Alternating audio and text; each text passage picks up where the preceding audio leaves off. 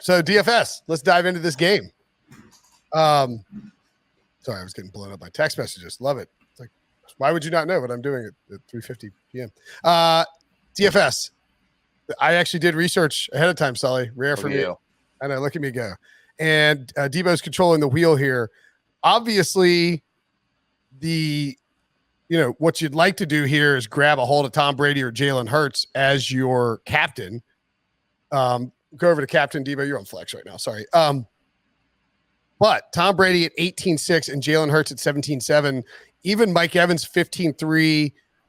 Chris Godwin 14-1 and Devontae Smith 13-2. If you get any of those guys as your captain, you're going to be boxed out of loading up on all of the key skill position guys. Like you can't, if you want to have Brady, Hurts, Evans, Godwin, or Brown, you have to go a little bit cheaper for your captain spot. But that doesn't mean you can't produce a great lineup with Hurts or Brady as your captain. What's your initial lean here? So I'll tell you this, just because we're talking about Hurts being your captain or Brady. I like Hurts out of the quarterbacks because you can still kind of get yourself into the top tier kind of receiving options here. You're in under my lineup that I have. You're going with Jalen Hurts as your captain, but you're fading Brady. You're pretty much going away from putting Brady in your lineup. You're going with Antonio Brown, Mike Evans, and OJ Howard as another option there at 1,400. Because, again, Rob Gronkowski's not going to be playing, someone who I think might have decent value. And you can still turn that around and put in Zach Ertz, who's, again, another cheap option with Dallas Goedert out. And you can go with Devonta Smith, and you can still have him in there. And that's, I think a pretty well-rounded, maybe a little chalky lineup. Again, I don't know how chalky it's going to be with Brady not in there, but I do like it. Yeah. All right, let's try and plug one in and go with Hurts. I actually had one I did with Hurts a little while ago. Yeah. All right, so run it through again. So you go Hurts. So you got Hurts, Antonio Brown. Okay. I'll try to keep it relatively with the same prices. Mike Evans. Then you scroll down to or Devonta Smith is there. Okay. And then you have Ertz and Howard. Okay, so no Tom Brady. No Tom Brady. That's where I think maybe it gets a little bit less chalky. You're fading him. You're still exposed to him with Mike Evans and Antonio Brown and OJ Howard. If he still goes off again, if he's looking at, if this is a Chris Godwin game, then you tried your best. But again, I don't mind looking at it from this angle. Again, if you're looking at it from Jalen Hurts just making plays with his feet and stuff, it's just hard to. Like we were saying at the top of the podcast, he just makes so many plays with his feet that even if he's not passing for a ton of yards and all of that, he just will rack up the points for you. So it's hard for me to look away from a mobile quarterback like that. Yeah, I had I'm trying to find the lineup that I had. Did I write one down and send it in with Hurts as the captain? Yeah, I did. I did Hurts, Ertz. Sounds ridiculous. Hurts, Gainwell. I think I did the same thing you did. Smith, Brown, Godwin, right? So no Tom Brady. You get Devontae Smith in there. You get Gainwell in there. I didn't put Gainwell in there, but yeah. Okay. Yeah. Similar sort of setup is. Yeah. And this is, the only thing. So when you look at the game script for this game, we talk about this every week. You have to figure out what you think the game script's going to be and build it out of that. The only thing about this game in particular could just be a shootout both ways. And you're sort of hoping to hit the right spots as opposed to a situation where there is a very clear, so in other words, let's say the Eagles get up 14-0 in the first quarter. Now that would be shocking. And you would have, you have to think that, some of the passing game from Philadelphia will be involved. So we have Jalen Hurts as the captain to account for that. Ertz, because we don't think there's a Dallas Goedert there. And Devontae Smith, because he is a monster who looks like against a bad secondary that he could absolutely explode this week. Gainwell is in there because he's cheaper than Miles Sanders. But in a perfect world, I think you'd want to have Miles Sanders, except you just really can't run against Tampa Bay. Yeah. So even if the Eagles have a lead, because the Eagles defense is not elite, and is not going to be able to shut down Tom Brady when he starts throwing bombs over the top, I don't know that you necessarily want to go with Miles Sanders at that price. So for me, Miles Sanders even at 6,600 is just not necessarily worth an investment there. I think you could find some better values. So I like the idea of having this sort of Eagles come out hot. They're going to keep using Gainwell more and more because he's been very effective in the passing game. And then the Bucs answer back with Brown and Godwin. And so that's sort of the game flow for that particular script. Now, one I looked at, and we can clear that if we want, Debo. Tom Brady, let's see. Ertz is the captain. I mean, I know that, we like the over on for his yards, right? Yeah. So it's $4,800 for the captain spot. He will probably be popular in terms of his ownership and roster rate based on the fact that there's no Dallas Goedert, we think right now. If Goddard comes back, scrap this whole idea. But he's not going to be highly captained, I don't think, in a game with Tom Brady, Jalen Hurts, all those skill position guys. So you can differentiate yourself a little bit there. And you can also get Brady, Hurts, 2 stud receivers of your choosing, and then somebody like a Kenneth Gainwell in there as well. And so with this sort of lineup, it's kind of anticipating that the Bucs could score with Mike Evans and Antonio Brown, and then Hurts is going to be forced to toss the ball around a bunch to Gainwell and Ertz, who feel like very much we're in comeback mode type of weapons where that you're dumping it off and you're hitting your tight end over the middle, etc. Yeah, I don't hate that at all. I like the strategy of Ertz in the captain spot from the sense of, again, highly rostered because, like I was saying earlier, he's so cheap. He's going to have an opportunity, but I don't know how many people are going to throw him that captain spot. Like you said, I don't know. He'll be highly rostered. I don't think it'll be many at all. But it will not be particularly high. But again, this is the kind of weirdness that we've kind of been looking at this year, where it's like, oh, we don't know really how it's going to go. But that is somewhat of a contrarian play. But you're still hitting all the major pieces there. So I know I do like that, and you're exposed to both quarterbacks, which is always a good thing. Yeah, and look, I think you need to have some kind of exposure to. I want exposure to both the passing games here, and so I don't think there's going to be many cases where I don't have I'm just going to have a significant exposure to both of the passing games. It's now if you want to go contrarian, we can look at that too. I put together. Let's see, what did I say? This is one. I mean, look, Miles Sanders as your captain. I just said how much I don't like Miles Sanders. He's $9,900. He is not going to. The captain rate for him is going to be below 5%, I would guess, at that price, because look around him. Chris Godwin, cheaper than Miles Sanders at $9,400. Go back to that captain area real quick. Sorry, Debo. I just want to point out that. So you have, right. Clear those guys out. Thanks. So you have for Sanders at $9,900. Instead, you could just, you could get up to Lenny Fournette at 11.7, Antonio Brown 12.3. I realize there's a big differences, but below him are, was I wrong about one of those guys who was below him? Maybe I was reading it wrong.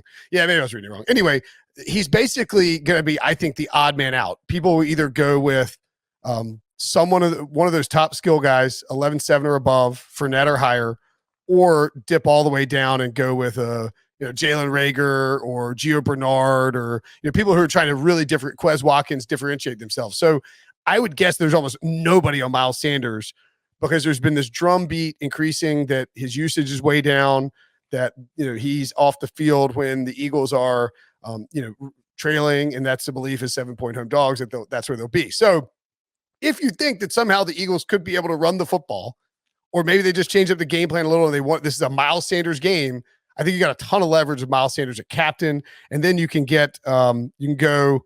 Oh God, what I do? Let's see, I did Hurts and Brady are both in there, and Devontae Smith, and then I added Gio Bernard and OJ Howard. Now you are fading the top 3 options of the Buccaneers passing game. That is not for the faint of heart by any stretch of the imagination, but. My thinking when I was putting that together was, what is the possible situation where Miles Sanders gets the most touches and it's a big Eagles lead? And if the Eagles have a big lead and maybe getting pressure on Tom Brady, maybe he's just dumping it off to Gio Bernard. Maybe it's OJ Howard finding some red zone looks with Gronk out. You obviously, if you go Devontae, and I wanted to have Devontae Smith in there because in theory, that's how they get the lead. It's not going to be all Miles Sanders. So that was sort of the thinking there. But certainly you could bail on Devontae Smith and go with, and pay down or go with Antonio Brown, Mike Evans, and change up one of those other options. Let's see what that looks like, because I will say this is also one of, let's go Antonio Brown. Yeah, he's cheaper, $600 cheaper. And then scroll down Debo to the OJ Howard range to see what we got, 2,400. So you could take out OJ Howard and go Kenneth Gainwell if you wanted. And then you have full access to the Eagles run game and those two running backs. My concern is that in this current setup, Sully, there's not a ton of really cheap options that you feel like are good dart throws. Right. It feels like everything's going to funnel through the primary receivers in these games. Yeah, and that's why I was kind of wondering what we think about maybe putting Devonta Smith in the captain spot. Again, I think that a lot of people, if you're going receiver in this game, you're going with Evans, you're going with Godwin. You're just going to, I just feel like you're going to gravitate more to those guys. Sure. But Devonta Smith might not be, a bad move. Maybe we could kind of just, see what we get there, because you can still probably fit in. Again, it's still expensive. It's 13-2. So it's not like it's not like you're going down the barrel a little bit, but you could still possibly, I don't know, you could probably go, let's see, Devonta Smith as your captain. You'd probably still want Jalen Hurts, obviously. I would look to see, obviously, if you still get Brady. I want to go down to Gainwell just to see what that could do for to have those three as my Eagles. And Devonta Smith, by the way, has 24% target share in week 4, 25% target share in week 5. Saw massive air yard numbers. This is via PFF, and ran routes on, 92 and 96% of the dropbacks for the Eagles. So this is a guy that is poised to have a huge game, and this could be it. So you're telling me I could go with this lineup that I just constructed as you were so thankfully filling for me as I did that. It was Devonta Smith as the captain, Tom Brady. You have Antonio Brown, Gainwell, OJ Howard, and Hurts. Not a terrible kind of. No, I love that. That's a good lineup. You know what I mean? Not a terrible look. Again, you're fading the Godwin Evans portion, but you were doing that anyways when you were going with Smith as your captain. So to me, this is the captain. This is Sanders is the captain. Right. Yeah, this is the full fade. The Bucs top 2 guys here, which it's not a terrible look. Again, obviously they're super talented, but they're going to be so highly owned. So to me, I don't hate that lineup. That's kind of one where I think you're looking at I don't know how many Eagles outside of Jalen Hurts are going to be captain. So if you can get one that's a little bit contrarian, but someone who still has a great matchup, that's something that you got to really pursue. And here's a very interesting and important stat too. As I mentioned, that the drum beat was loud for Miles Sanders, like sort of being faded out. Dwayne McFarland of PFF notes in his utilization report last week, a season high 75% of the snaps for Miles Sanders, and he took over 40% of the snaps from Kenneth Gainwell in the 2-minute offense after Gainwell had 100% of those in week 4. He also, his targets jumped up to 16% from 8 and 7% the previous 2 weeks. So if like Sanders didn't put up big numbers against the Panthers or anything like that, but if it's possible that maybe the Gainwell thing is a bit more of the blip in week 4, and that they are going to lean on Sanders in this spot. Just worth noting when we're looking at those two guys. But I agree, Smith is a perfectly fine and a great captain option, especially because I think so. Click on the captain spot again, Debo, just to look at the prices. So if you look up top there, right? Evans 15.3, Godwin 14.1. And to exit out Brown, I just want to see how much he is. Brown is, you got to click on the captain again. Draftkings is annoying like that. Brown is 12.3, right? And Smith is 13.2. You are playing to a degree, your roulette to an extent by trying to pick which Tampa Bay receiver is going to go off in your captain spot. And like last week, if you had gone Chris Godwin in the Bucs game and then used and didn't have one of Evans or Brown, you didn't win anything. So, but if I feel very confident that Smith is going to see the majority of the usage, majority of the targets, and there's just nobody back there on the Buccaneers defense to slow him down if they can scheme him open. And this guy makes catches. He looks like a bona fide stud. So I like the idea of Smith as the captain. Yeah, no, I just think that that's one where, again, like I was saying, you're going a little bit away from it. You're not, and you're not exposing yourself, like you said, to that. Is it a Godwin week? Is it an Evans week? Is it Antonio Brown week? Is it a Gio Bernard somehow getting all these? Yeah. Again, you're still playing that game as you construct the lineup a little bit. Obviously, you can have multiple lineups during these games more often than not. But to me, Smith gives you a little bit of it's a little contrarian. Again, I'm not saying it's the craziest thing, but again, you're getting a number one receiver going up against a poor defense that's injured. I mean, come on now. That one makes a lot of sense heading into this game, where I think a lot of people are going to be looking at the quarterbacks. Let's do one more lineup before we get out of here. Sure. Let's see here. So, Jalen, if you don't mind, Diva, another Smith one. Do you leave him out? You can leave him there, or you just click Smith again. So let's go Smith, Antonio Brown, Mike Evans, Jalen Hurts, and Quez Watkins, who's 46, excuse me. Although you could even go, all right, Debo, you're listening. What do you think between Quez and Jalen Reagor in terms of when you've been watching these games?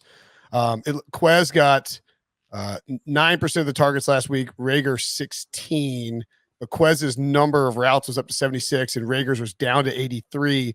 And it feels like some belly aching and general distaste for Reagor out there right now. Yeah, it's still the Justin Jefferson memories, but I think Quez has that slightly bigger big play capability and upside. Had a big play late in the game off a beautiful throw, probably Hurts' his best throw of last week. Went to Quez. I think he has that big play ability versus this Bucs secondary. So I like Quez. I think he could have a nice night. Okay, and he's trending in 6, 17, 9% of targets. That's a good share. Reagor had 2% in week 4, which is terrible. And that was against the Chiefs. That makes you wonder, in a shootout like this where you're looking to get vertical, and we saw Quez up to 17, is he ripping away some of that early season target share that Jalen Reagor owned? If that's the case, you go Quez, and then I plugged in OJ Howard because I don't want anything to do with Ronald Jones. Ronald Jones is almost 100% going to score a damn touchdown in this game. Right. I was just going to say, because we want 100% and nothing to do with him, he's 100% scoring a touchdown. I mean, people are talking about Ronald Jones is just flat out droppable at this point. I mean, I was going to say that for season long too, just really quick, because we were talking about Miles Sanders. Like, if you are someone who's very confident in the captaincy spot and you're looking at those numbers from the previous week in terms of usage, make a trade for him now. Try to see if you can acquire him before this game. And even if you're not starting him, whatever you want to do. But if he goes off and he actually lives up and he's the millie maker as a captain, you're not going to be able to trade for him. The owner's going to be like, finally, I can start using Miles Sanders the way I want to. Well, yeah, and the schedule gets easier, but the Miles Sanders owner might not have a very good record and might be willing to dump him off. I'm not going to try trade for Miles Sanders after we get done with this podcast, but I'm in the worst possible spot with a team that's 3-2. I know this is DFS talk, but just I have coming up this week I have Clyde Edwards-Helaire injured, Kyle Pitts, Alvin Kamara, Deebo Samuel, Calvin Ridley, all in the bye. It is yes. I tried to do that one year just to be like, let me just draft guys. Let me just draft guys that are all in the same bye. I deal with it once and I move on. It's never fun. It's never fun. I was like, well, if I'm 4-1 now or 5-0, I'm like thrilled. But I made a mistake in my lineup last week, and now I'm 3-2 and staring down 3-3. I basically have to start. I'm gonna have to start either Kyle Pitts at tight end or Clyde Edwards-Helaire at running back because of just how the rosters. And I have Michael Thomas too, which I have him in most of my leagues, just waiting. Yeah, very frustrating.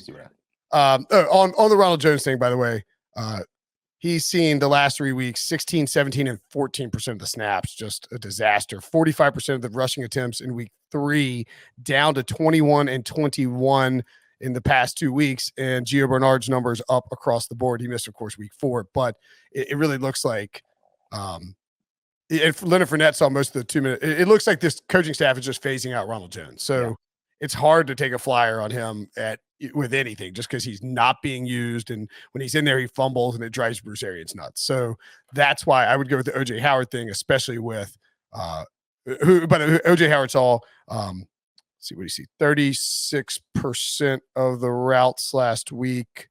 I think he got used more in the red zone than Cameron Braid, or maybe anyway. Point being, I like OJ Howard this week as maybe a flyer to even score a touchdown, and not a bad addition at that price. Good value pick for DFS. All right, we went even longer than normal, but that's okay because we're only on YouTube.